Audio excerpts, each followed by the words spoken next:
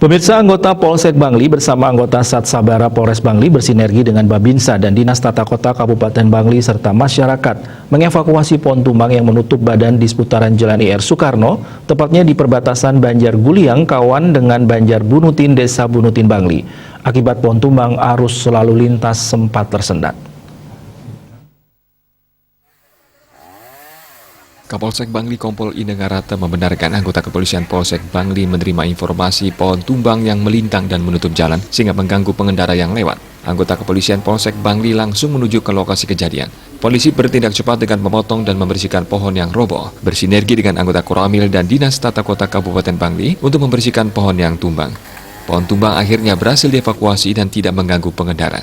Pohon tumbang yang menutup jalan apabila dibiarkan bisa membahayakan dan menyebabkan kecelakaan. Oleh sebab itu, respon cepat anggota yang langsung melakukan penanganan terhadap hal tersebut sudah tepat. Penyebab pohon yang tumbang diduga akibat hujan disertai angin kencang yang terjadi sejak pagi. Setelah diadakan pemotongan dan pembersihan, akhirnya jalan raya bisa dilintasi pengguna jalan dengan aman dan lancar.